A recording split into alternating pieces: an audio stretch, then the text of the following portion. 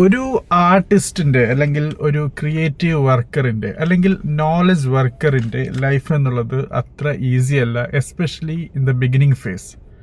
So ആ ഒരു തുടക്കം എന്നുള്ളത് വളരെയധികം ബുദ്ധിമുട്ടോട് കൂടിയാണ് പല കൂട്ടുകാരും മുന്നോട്ട് നീക്കുന്നത്. സോ ആർട്ടിസ്റ്റ് എന്ന് പറയുമ്പോൾ വരയ്ക്കുന്ന ആൾക്കാരായിരിക്കാം, പാടുന്ന ആൾക്കാരായിരിക്കാം, ക്രിയേറ്റീവ് വർക്കേഴ്സ് എന്ന് പറയുമ്പോൾ ഡിസൈനേഴ്സ് ആയിരിക്കാം, ഇൻറ്റീരിയർ ഡിസൈനേഴ്സ് ഉണ്ട്, ഫാഷൻ ഡിസൈനേഴ്സ് ഉണ്ട്, അങ്ങനെ പല മേഖലകളുണ്ട്.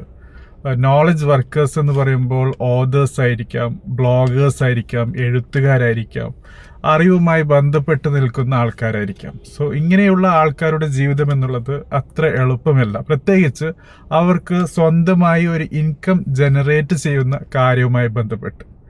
സോ ഒരു ഉദാഹരണം എടുക്കുക. നിങ്ങളുടെ വീട്ടിൽ പൈപ്പ് കേടായിട്ടുണ്ട്, അല്ലെങ്കിൽ ഏതെങ്കിലും ഇലക്ട്രിക്കൽ സെറ്റപ്പ് ശരിയില്ല എങ്കിൽ നിങ്ങളൊരു ആളെ വിളിക്കും. ഓക്കെ, അതുമായി ബന്ധപ്പെട്ട് ഫിക്സ് ചെയ്യാൻ പറ്റുന്ന ആൾ അവർ വന്നാൽ തീർച്ചയായിട്ടും ആ ജോലി ചെയ്താൽ അവർക്ക് പേയ്മെന്റ് കൊടുക്കും. അല്ലെങ്കിൽ ഒരു വീടിന്റെ അടുത്തുള്ള റോഡാണ്, അവിടെ കുറച്ച് മണ്ണുണ്ട്, അത് മാറ്റണം. സോ ഒരാളെ വിളിക്കുകയാണ്, അയാൾ വരുന്നു, വർക്ക് ചെയ്യുന്നു. അങ്ങനെ വർക്ക് ചെയ്ത് കഴിഞ്ഞാൽ obviously you have to pay. ഏത് രീതിയിലുള്ള ക്വാളിറ്റി ഓഫ് വർക്ക് അവർ എക്സിക്യൂട്ട് ചെയ്താലും അവർക്ക് പേയ്മെന്റ് എന്നുള്ളത് സുനിശ്ചിതമാണ്. പക്ഷേ നമ്മുടെ ഇവിടുത്തെ സിറ്റുവേഷൻ എന്നുള്ളത് ഒരു ആർട്ടിസ്റ്റ് അല്ലെങ്കിൽ ഒരു ക്രിയേറ്റീവ് വർക്കർ അല്ലെങ്കിൽ ഒരു നോളജ് വർക്കർ ഇതുപോലെ ഏതെങ്കിലും ഒരു അസൈൻമെന്റ് അവർക്ക് കൊടുത്താൽ അവരത് ചെയ്ത് കഴിഞ്ഞാൽ അവർക്ക് അതിനനുസരിച്ചിട്ടുള്ള അല്ലെങ്കിൽ എന്തെങ്കിലും ഒരു പേയ്മെന്റ് ലഭിക്കും എന്ന കാര്യത്തിൽ യാതൊരു നിർബന്ധവുമില്ല, യാതൊരു ഹോപ്പുമില്ല. പലപ്പോഴും അവർ ചെയ്ത വർക്കിന് ഒരു താങ്ക്സ് പോലും കൊടുക്കാൻ പലപ്പോഴും പല ആൾക്കാരും മടിക്കുന്നു എന്നുള്ളതാണ്. സോ എൻ്റെ ജീവിതത്തിൽ നിന്ന് തന്നെ എനിക്ക് അങ്ങനെ പല കാര്യങ്ങളും നേരിട്ടിട്ടുണ്ട്. ഈയിടെ വന്നൊരു സിറ്റുവേഷൻ എന്നാൽ അത് എന്ന് വെച്ചാൽ ഒരു ട്രെയിനിങ്ങുമായി ബന്ധപ്പെട്ടിട്ടുള്ള കാര്യമാണ്. സോ ട്രെയിനിങ്ങുമായി ബന്ധപ്പെട്ട് കാര്യങ്ങളൊക്കെ പറഞ്ഞു, ഏത് ടോപ്പിക്കാണ് ചെയ്യേണ്ടത് എന്നൊക്കെ പറഞ്ഞു. അതൊക്കെ കഴിഞ്ഞതിന് ശേഷം പിന്നീട് മനസ്സിലാക്കുന്നത് ഒരു പ്രോപ്പറായിട്ടുള്ള ഒരു ഡിസൈൻ നമുക്ക് പ്രോഗ്രാമുമായി ബന്ധപ്പെട്ട് ചെയ്യാനുള്ള കാര്യങ്ങളൊക്കെ എക്സിക്യൂഷൻ ഒക്കെ വന്നു. പക്ഷേ പേയ്മെൻറ്റുമായി ബന്ധപ്പെട്ടൊന്നും അറിയുന്നില്ല. സോ എനിക്കറിയാം പലപ്പോഴും ഇങ്ങനെ വരുന്ന ക്വയറീസിൻ്റെ പ്രത്യേകത പേയ്മെൻറ്റ് ലഭിക്കില്ല എന്നുള്ളത് തന്നെയാണ്. അത് എനിക്ക് പേയ്മെന്റ് വേണം എന്നുള്ളത് കൊണ്ട് അല്ല, മറിച്ച് എൻ്റെ സമയത്തിനും വിലയുണ്ട്. ഏതൊരു ആർട്ടിസ്റ്റിൻ്റെ കാര്യത്തിലായാലും, ഈവൻ ഒരു ലോഗോ ഡിസൈനർ ആണെങ്കിൽ പോലും പലപ്പോഴും ലോഗോ ഡിസൈൻ ചെയ്ത് കിട്ടിയാൽ പിന്നീട് തിരിച്ച് നോക്കാറ് പോലുമില്ല എന്നുള്ളതാണ് സത്യം. സോ എന്തുകൊണ്ടാണ് ഇതുപോലുള്ള ഒരു സ്ട്രഗിൾ വരുന്നത് എന്നാണ് ഇന്ന് നമുക്ക് മനസ്സിലാക്കാനുള്ളത്. സോ നമുക്ക് ഇതിനെ 2 പാർട്ടായിട്ട് വിഭജിക്കാം. ആദ്യം ഡിസൈനർ അല്ലെങ്കിൽ ആർട്ടിസ്റ്റ് അല്ലെങ്കിൽ നോളജ് വർക്കറിൻ്റെ ഭാഗത്ത് നിന്ന്, അവരുടെ പോയിന്റ് ഓഫ് വ്യൂവിൽ നിന്ന് നമുക്ക് കാര്യങ്ങൾ മനസ്സിലാക്കാൻ ശ്രമിക്കാം. അതിനുശേഷം മാർക്കറ്റ്, അതായത് കസ്റ്റമർ സൈഡിൽ നിന്ന് കാര്യങ്ങൾ മനസ്സിലാക്കാൻ ശ്രമിക്കും. സോ ഇത് രണ്ടാണ്, ഫ്ലിപ്പ് സൈഡാണ്. 2 കാര്യങ്ങളും നമുക്ക് മനസ്സിലാക്കേണ്ടതായിട്ടുണ്ട്. സോ ആദ്യമായിട്ട് ആ ഒരു ഇൻഡിവിജ്വൽ, ഒരു ആർട്ടിസ്റ്റ് അല്ലെങ്കിൽ ആ ഒരു ക്രിയേറ്റീവ് വർക്കർ അല്ലെങ്കിൽ ആ ഒരു നോളജ് വർക്കറിൻ്റെ സൈഡ് എന്താണ്? ഒബ്വിയസ്ലി ഏതൊരു ഇൻഡിവിജ്വലും അവരൊരു ക്രിയേറ്റീവ് ടാലൻറ്റഡ് ആണെങ്കിൽ അവർ സെൽഫ് റെസ്പെക്റ്റിംഗ് ആയിരിക്കും. അതായത് അവർക്ക് തന്നെ ഒരു ബഹുമാനം അവരോടുണ്ടാകുമെന്നുള്ളതാണ്. അവരുടെ കഴിവിനെക്കുറിച്ചും അവരുടെ സ്കില്ലിനെക്കുറിച്ചും അവരുടെ ആ ഇൻഡിവിജ്വാലിറ്റിയെക്കുറിച്ച് തന്നെ അവർക്കൊരു ബഹുമാനം ഉണ്ടാകും. സോ അവർ ഇങ്ങനെ ഒരു കാര്യവുമായി ബന്ധപ്പെട്ട് മുന്നോട്ട് പോകുമ്പോൾ അവരുടെ കഴിവിനനുസരിച്ച് ഒരാൾ നിങ്ങളെ അപ്രോച്ച് ചെയ്യുമ്പോൾ ഒബ്വിയസ്ലി നിങ്ങൾ നിങ്ങളുടെ കഴിവ് അവർക്ക് ഓഫർ ചെയ്യും.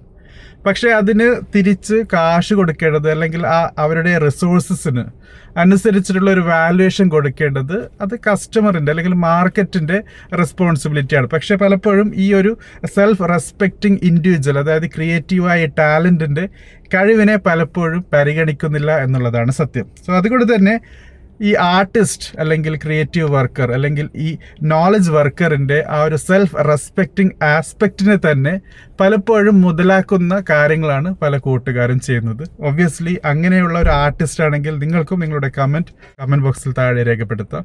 അതല്ല, if you are A customer അല്ലെങ്കിൽ മാർക്കറ്റ് സൈഡിൻ്റെ ആളാണെങ്കിൽ ഒബ്വിയസ്ലി നിങ്ങൾ എന്തുകൊണ്ട് ഇങ്ങനെ ബിഹേവ് ചെയ്യുന്നു എന്ന കാര്യവും രേഖപ്പെടുത്താൻ മറക്കരുത്. രണ്ടാമത്തത്, ആർട്ടിസ്റ്റ് ആണെങ്കിലും ഏതൊരു നോളജ് വർക്കർ ആണെങ്കിലും ഏതൊരു ക്രിയേറ്റീവ് ടാലൻ്റ് ആണെങ്കിലും അവരുടെ ആ ഒരു കഴിവിന് അവർക്ക് കാശിനേക്കാളും കൂടുതൽ വിലമതിക്കുന്നു എന്നാണ് അവർ കരുതുന്നത്. അത് സത്യവുമാണ്. പക്ഷേ അവർക്ക് ഈ ഒരു വേൾഡിൽ എക്സിസ്റ്റ് ചെയ്യാൻ obviously they have to pay the bill. അവർ ആ സ്കില്ല് നേടിയതിന് അവർക്ക് കാശ് ചിലവായിട്ടുണ്ട്.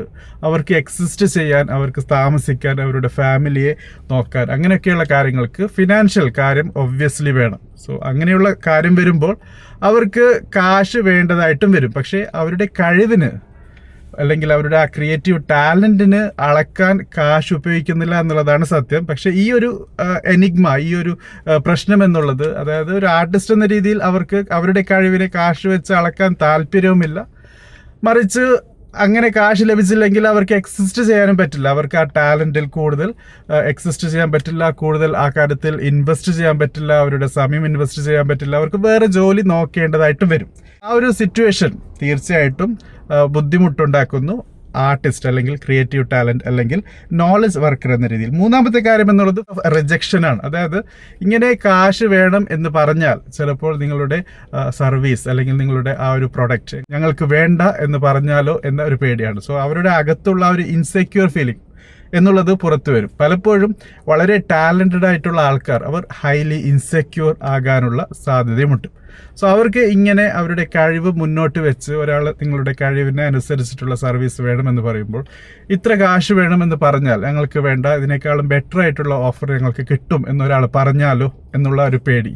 അങ്ങനെയുള്ള പല സിറ്റുവേഷൻസ് പേടിച്ച് പല കൂട്ടുകാർ തീർച്ചയായിട്ടും ആർട്ടിസ്റ്റിക് ആയിട്ടുള്ള ആൾക്കാർ, നോളജ് റിലേറ്റഡ് ആൾക്കാർ, ഇൻ്റലക്ച്വൽസ് ഒക്കെ കാശ് അല്ലെങ്കിൽ റിസോഴ്സസ് ചോദിക്കാൻ മടിക്കുകയും ചെയ്യും. നാലാമത്തെ കാര്യം എന്നുള്ളത് fear of making the other person unhappy. അതായത് ഒരാൾ ചോദിക്കുകയാണ്, നിങ്ങൾക്ക് അടുത്ത ബന്ധമുള്ള ഒരു ഫ്രണ്ട് ആയിരിക്കാം, സുഹൃത്തായിരിക്കാം, അല്ലെങ്കിൽ ഏതെങ്കിലും രീതിയിൽ കോണ്ടാക്റ്റ് ഉള്ള ആളായിരിക്കാം.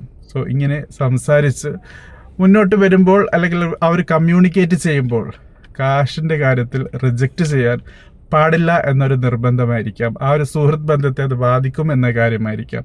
അല്ലെങ്കിൽ സൊസൈറ്റിയിൽ, സമൂഹത്തിൽ അറിയപ്പെടുന്ന പൊസിഷനുള്ള കീ പൊസിഷൻസ് ഒക്കെയുള്ള ആൾക്കാരായിരിക്കാം. സോ അവരെ ദേഷ്യപ്പെടുത്തേണ്ട അല്ലെങ്കിൽ അവരുമായി നല്ലൊരു രീതിയിൽ മുന്നോട്ട് പോകാം എന്ന ഒരു കാര്യം വെച്ചിട്ടായിരിക്കാം തീർച്ചയായിട്ടും ഈ ഒരു അസൈൻമെൻറ്റ് ഈ ആർട്ടിസ്റ്റ് അല്ലെങ്കിൽ ഈ നോളജ് വർക്കർ ഏറ്റെടുക്കുന്നത്.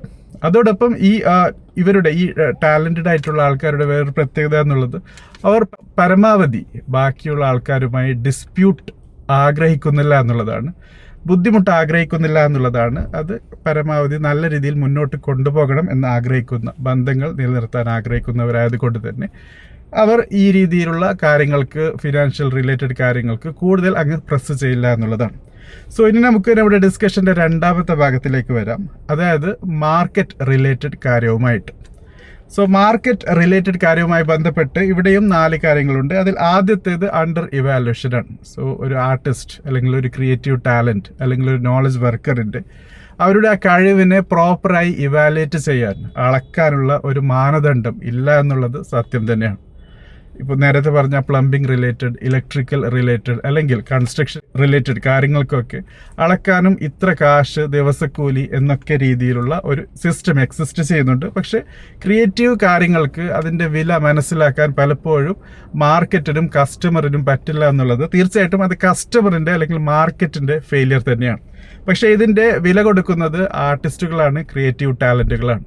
സോ അവർക്ക് അത്രത്തോളം കഴിവ് അവർ ഡെവലപ്പ് ചെയ്യാൻ, അവർ ഇൻവെസ്റ്റ് ചെയ്ത ടൈം, അവർ ആ സ്കില്ല് നേടാൻ ചിലവാക്കിയ കാശ്, അതൊക്കെ വെച്ചിട്ട് പോലും അതിനനുസരിച്ചിട്ടുള്ള ഒരു റെമ്യൂണറേഷൻ ലഭിക്കുന്നില്ല എന്നുള്ളത് തീർച്ചയായിട്ടും ഈ മേഖലയിൽ വർക്ക് ചെയ്യുന്ന അല്ലെങ്കിൽ എക്സിസ്റ്റ് ചെയ്യാൻ ആഗ്രഹിക്കുന്ന കൂട്ടുകാരുടെ ജീവിതത്തിൽ വലിയൊരു വെല്ലുവിളി തന്നെ കൊണ്ടുവരുന്നുണ്ട്. രണ്ടാമത്തെ കാര്യം എക്സ്പോഷർ ഓവർ പേയ്മെൻറ്റ് എന്നുള്ള ഒരു ചോയ്സാണ്. പലപ്പോഴും പല കൂട്ടുകാരും ഒരു ആർട്ടിസ്റ്റിനെ അപ്രോച്ച് ചെയ്യുമ്പോൾ അവരോട് പറയുന്നത്, നിനക്ക് വരയ്ക്കാനുള്ള ഒരു ഓപ്പർച്യൂണിറ്റി തരാം, അല്ലെങ്കിൽ നിങ്ങൾക്കൊരു ട്രെയിനിങ് നടത്താനുള്ള ഒരു ഓപ്പർച്യൂണിറ്റി തരാം, അല്ലെങ്കിൽ നിങ്ങൾക്കൊരു പ്രസൻറ്റേഷൻ നൽകാനുള്ള ഒരു ഓപ്പർച്യൂണിറ്റി തരാം, നല്ല ഓഡിയൻസ് തരാം, അത് പോരെ, അതാണല്ലോ നിങ്ങൾക്ക് വേണ്ടത്. സോ നല്ലൊരു ഫാൻ ബേസ് ക്രിയേറ്റ് ചെയ്യാനുള്ള ഒരു ഓപ്പർച്യൂണിറ്റി അല്ലേ, അങ്ങനെ നിങ്ങൾക്ക് ഫ്യൂച്ചറിൽ നല്ല കാര്യം നേടാമല്ലോ എന്നൊക്കെയുള്ള കാര്യം മുന്നോട്ട് വെച്ച് ആ ആർട്ടിസ്റ്റിനെ അപ്രോച്ച് ചെയ്യുന്ന കൂട്ടുകാരുമുണ്ട്. തീർച്ചയായിട്ടും ഇത് വലിയൊരു തെറ്റായ കാര്യമാണ്. ഓരോ ഇൻഡിവിജ്വലിനും അവർക്ക് എക്സിസ്റ്റ് ചെയ്യാൻ കാശ് ആവശ്യമാണ്. Even if that person is wealthy ആണെങ്കിൽ പോലും, അല്ലെങ്കിൽ നിങ്ങൾക്ക് കൊടുക്കാൻ കാര്യമായിട്ട് കാശില്ലെങ്കിൽ പോലും ഒരു മിനിമം എമൗണ്ട് എങ്കിലും കൊടുക്കാനുള്ള ഒരു മര്യാദ കാണിക്കണം എന്നുള്ളത് തീർച്ചയായിട്ടും മനസ്സിലാക്കേണ്ടതാണ്. സോ ഇത് ആ ഒരു കലാകാരനെ മാത്രമല്ല, ഒരു കലാരൂപത്തെ മാത്രമല്ല, മറിച്ച് ആ രീതിയിൽ എക്സിസ്റ്റ് ചെയ്യുന്ന ക്രിയേറ്റീവ് ടാലൻറ്റിനെ റെസ്പെക്റ്റ് ചെയ്യുന്ന ഒരു കാര്യം കൂടിയാണ്. പിന്നീടുള്ളത് കൊമോഡിറ്റൈസേഷൻ ആണ്. അതായത് മാർക്കറ്റ് പ്ലേസ് എന്നുള്ളത് വളരെ ക്രൗഡഡ് ആണ് obviously in the creative field. നേരത്തെ പറഞ്ഞ പോലെ പ്രോപ്പറായിട്ടുള്ള ഒരു ഇവാലുവേഷൻ മെത്തഡോളജി ഒന്നും ഇല്ലാത്തത് കൊണ്ട് തന്നെ എവരി ടോം, ഡിക്ക് and Harry can do their artwork. So അതുകൊണ്ട് തന്നെ ഓവർ സപ്ലൈ ഉണ്ട്, ക്രൗഡഡ് ആണ്, പ്രോപ്പറായിട്ടുള്ള അളക്കുന്ന അളവുകോലുകളില്ല. ഇതൊക്കെ വെച്ച് എക്സിസ്റ്റ് ചെയ്യുന്ന ആർട്ടിസ്റ്റുകളും നോളജ് വർക്കറുകളുടെയും എണ്ണം വളരെ കൂടുതലാണ്. സോ ഒബ്വിയസ്ലി ഈസിലി അവൈലബിൾ ആണ്. Every other person can be your person. അങ്ങനെ വരുമ്പോൾ പലപ്പോഴും പല കൂട്ടുകാരും ഒരു ആർട്ടിസ്റ്റിനെ അവർക്ക് അർഹിക്കുന്ന സ്ഥാനമോ അല്ലെങ്കിൽ റിസോഴ്സസോ കൊടുക്കാൻ മടിക്കുന്നു എന്നുള്ളതും സത്യം തന്നെയാണ്. പക്ഷെ മനസ്സിലാക്കേണ്ടത്, ഒരു ആർട്ടിസ്റ്റിനെ നിങ്ങൾ ബഹുമാനിക്കുന്നു അല്ലെങ്കിൽ അവരെ നിങ്ങൾ ഒരു കാര്യവുമായി ബന്ധപ്പെട്ട് അപ്രോച്ച് ചെയ്യുമ്പോൾ അവർ ഏത് കാര്യമാണോ നിങ്ങൾക്ക് വേണ്ടി ചെയ്യുന്നത്, അവരുടെ ആ സമയം ചെലവഴിക്കുന്നത്, അല്ലെങ്കിൽ അവരുടെ സ്കിൽ അല്ലെങ്കിൽ അവരുടെ ടാലൻറ്റ് കൊണ്ടുവരുന്നത്, അത് അവർ നേടിയത് ഒരു പെട്ടെന്ന് ഒരു ദിവസം എണീറ്റുണ്ടാക്കിയതല്ല, മറിച്ച് പല ദിവസങ്ങളിലായി, ആഴ്ചകളിലായി, മാസങ്ങളിലായി, വർഷങ്ങളിലായി അവർ ഡെവലപ്പ് ചെയ്ത് ട്രെയിൻ ചെയ്തെടുത്ത കാര്യമാണ്. സോ അതിനെ ബഹുമാനിക്കുക, അവർക്ക് അർഹിക്കുന്ന കൂലി നൽകുക എന്നുള്ളത് നിങ്ങളുടെ ബാധ്യത തന്നെയാണ്. സോ കോമഡിറ്റൈസേഷൻ ആണ് വളരെ ഈസിലി അവൈലബിൾ ആയതുകൊണ്ട് അവർക്ക് പേയ്മെൻറ്റ് കൊടുക്കേണ്ട എന്ന കാര്യം അല്ല നിങ്ങൾ പരിഗണിക്കേണ്ടത്, മറിച്ച് അവരെ എങ്ങനെ നിങ്ങൾക്ക് സപ്പോർട്ട് ചെയ്യാം എന്ന കാര്യമാണ് കൂടുതലായി മനസ്സിലാക്കേണ്ടത്. നാലാമത്തത് ലാക്ക് ഓഫ് അഡ്വക്കസിയാണ്. അതായത് ഈ പറയുന്ന കലാപരമായിട്ടുള്ള ക്രിയേറ്റീവായിട്ടുള്ള നോളജ് വർക്കേഴ്സിൻ്റെ കയ്യിൽ ഒരു യൂണിയനോ അല്ലെങ്കിൽ അതുമായി ബന്ധപ്പെട്ടിട്ടുള്ള ഒരു സിസ്റ്റമോ അവർക്ക് വേണ്ടി സംസാരിക്കാനില്ല എന്നുള്ളതും സത്യം തന്നെയാണ്. ഈവൻ കോടതികളിൽ പോയാൽ പോലും അവർക്ക് സപ്പോർട്ട് ലഭിക്കുക എന്നുള്ളത് അല്പം ബുദ്ധിമുട്ടാണ്. ഫസ്റ്റ് ഓഫ് ഓൾ അവരുടെ കയ്യിൽ കാര്യമായിട്ട് കാശോ കാര്യമൊന്നുമില്ല.